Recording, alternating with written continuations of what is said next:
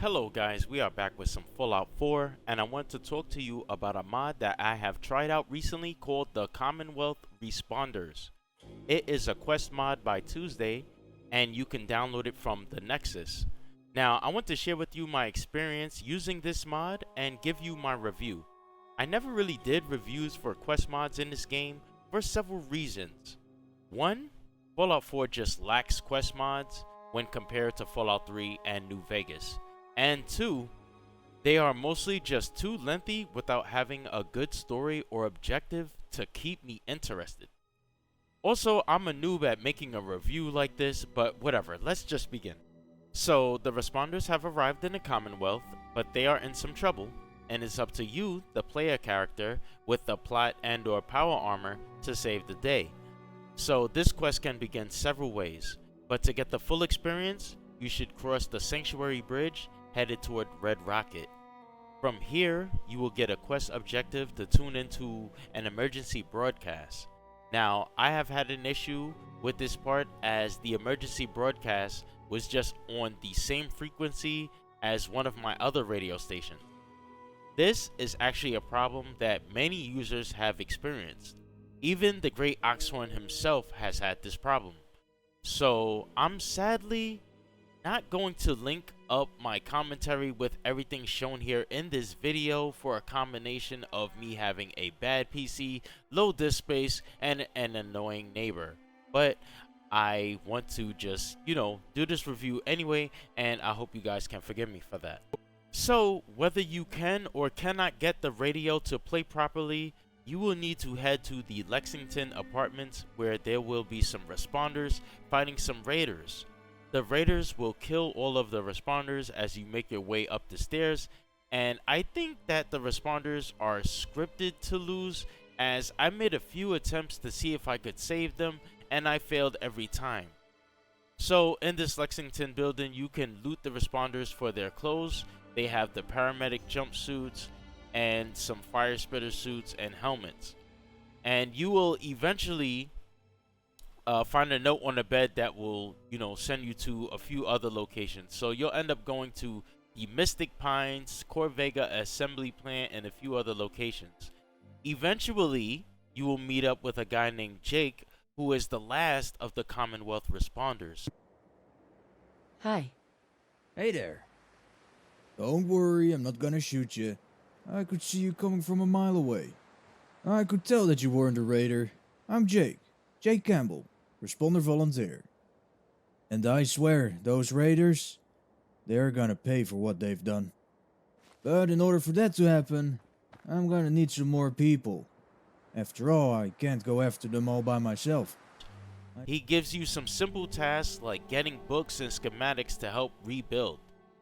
Eventually, he sets up a bunker, and as you progress through the quest that he gives you, new responder NPCs will appear and give you quests.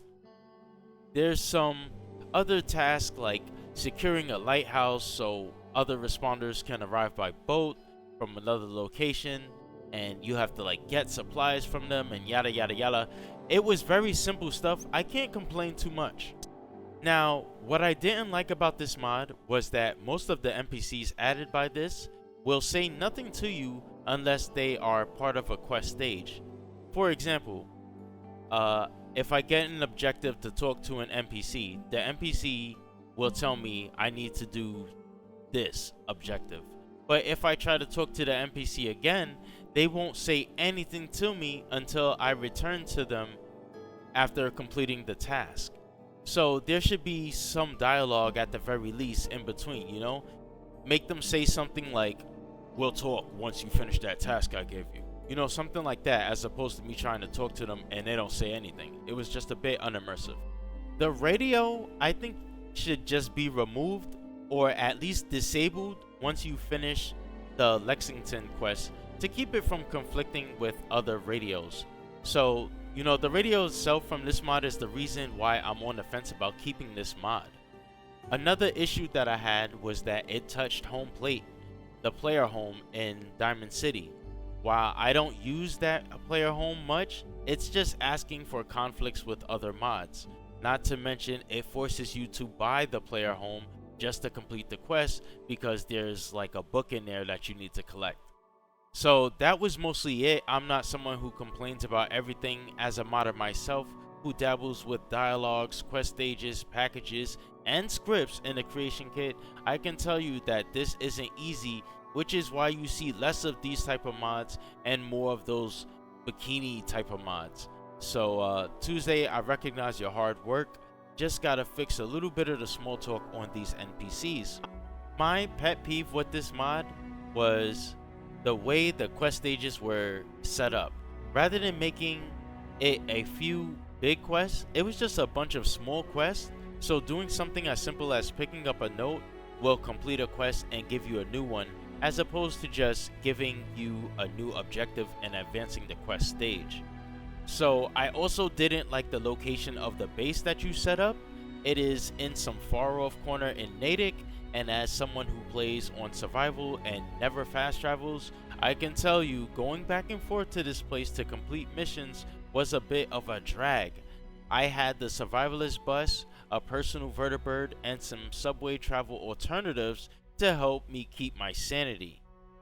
I think that this mod is amazing. I love the responders. They are one of my favorite Fallout factions. I like that the NPCs are voice acted. I think Tuesday did a great job voice acting Jake, and you get a bunch of settlement decorations, and you can even unlock a few more once you proceed through the quest. This is a great feature, and most of the items are, they're just beautiful. You got all of these different responders flags and posters and banners and things like that. So overall, once again, I will say that it is a great mod. I like the voice acting, the new armor and outfits that this mod adds. They look very accurate to their Fallout 76 counterparts. The settlement objects are really good, and you really shouldn't have too many conflicts with this mod unless you have something that modifies the home plate, player home, or something that edits the Lexington apartment cell. So the quest isn't super long. If you use fast travel, you should be able to finish this in about an hour or two. That's going to do it for me. Let's rid that emergency radio broadcast, and this mod will be a definite keeper.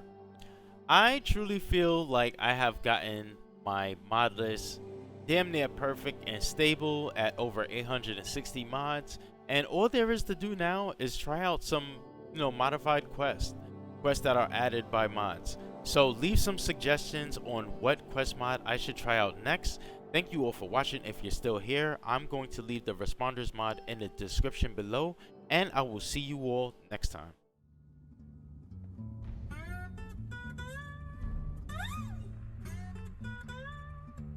Excuse me. Hey, I've heard that you've been keeping yourself quite busy lately. Whatever they have asked of you, it's showing results. We are now able to help out more people than ever before. And besides that, we also noticed a steady rise in new volunteers. I think we've done it. I think we've successfully brought the responders back to life. None of this would have been possible without you, So, thank you. For everything.